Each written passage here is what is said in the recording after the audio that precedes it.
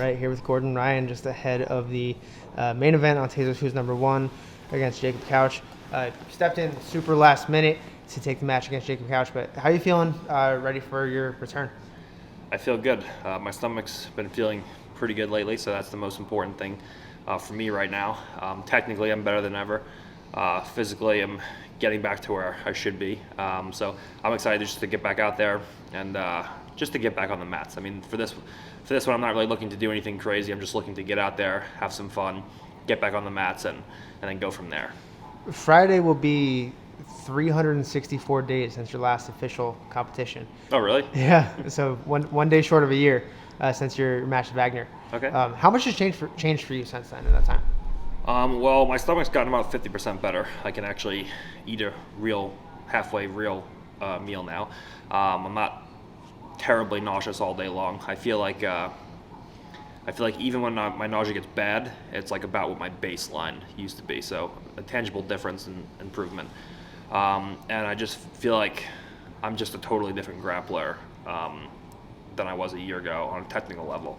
I'm just so much better in every position. It's not even remotely competitive. So I'm excited to go out there and show the fans what I've been working on. I know you mentioned in the vlog that came out earlier today that you're kind of waiting until April to for a doctor's appointment to kind of get your return going.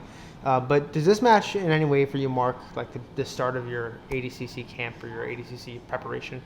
I think it's just like more of like me getting my feet wet for this match.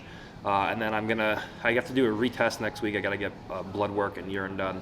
And then I have to meet with my doctor, I believe in like 4 weeks or so, the end of April, to actually discuss what the levels are, what is next, and where we go from here. And then after I talk to him, I'll have a little bit more to tell you guys. I don't really know right now because all I can say is that anecdotally I'm feeling better, but I don't know exactly what my levels are and where everything's supposed to be with my blood work and my tests. So once I talk to him and we discuss what the results are and what treatment is next, then I'll have more answers. But this is more just to get my feet wet, and then I'll know for sure what's going on after that follow-up appointment. We caught up with Jacob Couch earlier and Heath Pedigo, and one thing they both insisted was that in this match, they are not going to be taking a step backward. They're going to be pursuing to attack you. How does that make you feel about the matchup with Jacob? In any match, when a guy comes to actually do jiu-jitsu, actually comes to finish me, it's very, very exciting for me. 90% of my matches are trying to force guys into positions where we can actually do jiu-jitsu.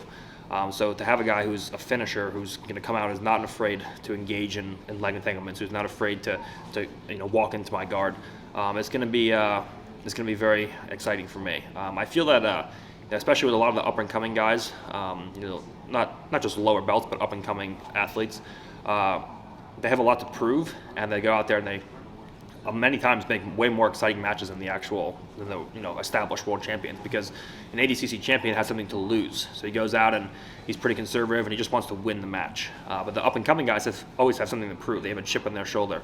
So I think it'll be exciting with a guy who is an up and coming guy and already is chasing submissions, regardless of what rule set or who he's competing against.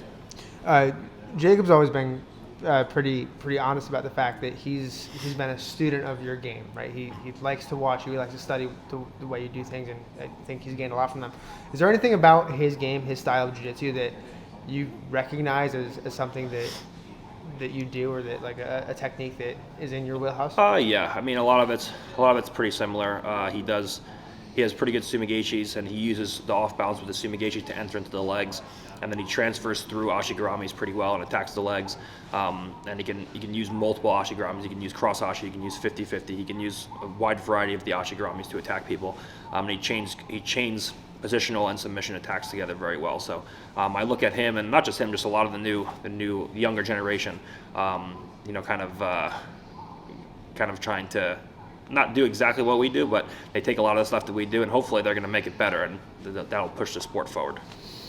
For the fans that are looking at this match as maybe a completely unfair match, right? A match of somebody at your caliber versus somebody who's more up and coming. Why should fans tune in and watch this match anyway? Well, number one, I think that fans should look at any match with me versus insert any name as a very unfair match as of right now. So this isn't really that much different than the rest of the matches. I think that the fans should look at it like that. But nonetheless, it's going to be an exciting match. At the end of the day, I'm at a point now where I go in to compete, and people just assume I'm going to win. And if I lose, then it's like a big thing. But everyone hears, "Oh, Gordon Smith, the guy," and okay, it's not really news. But this is going to be a very exciting match. I think that if you want to learn good jiu-jitsu, if you want to watch good jiu-jitsu, and you want to be truly entertained as a fan, I think that me competing against Jacob Couch is one of the perfect matches. Two guys who really want to go out and finish each other and aren't afraid to engage and actually do jiu-jitsu with one another. I want to ask you really quick about the rest of the card, or a couple fights on the rest of the card, starting with the co-main event, Mika Galvao versus Dante Leon. Another really exciting potential matchup. But how do you think that match goes down? This is a tough one. I've trained with Dante before. I've never trained with Mika.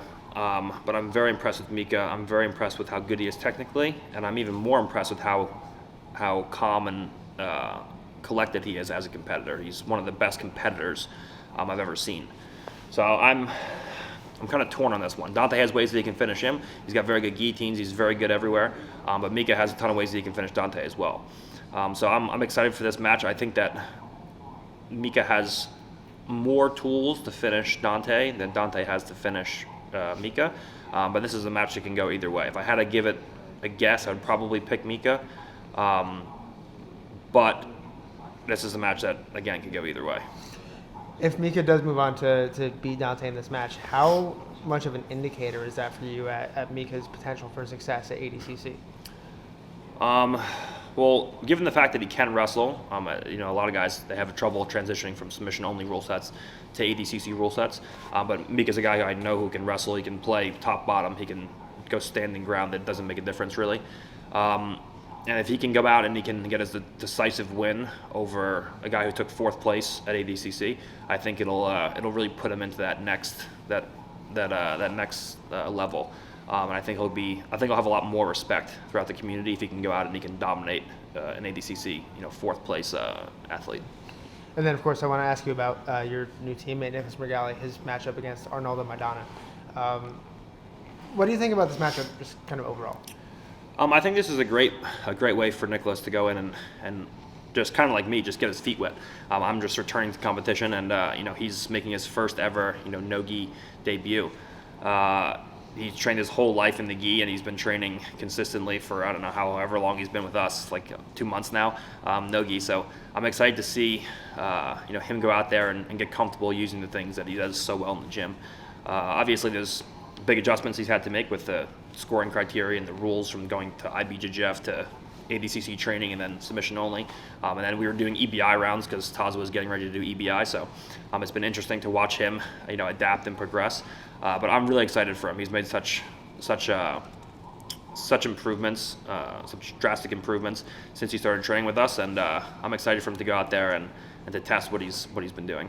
All right, Gordon Ryan in the main event on Friday night. Tezos, who's number 1? Jacob Couch versus Gordon Ryan. Excited to have you back. Glad to be back.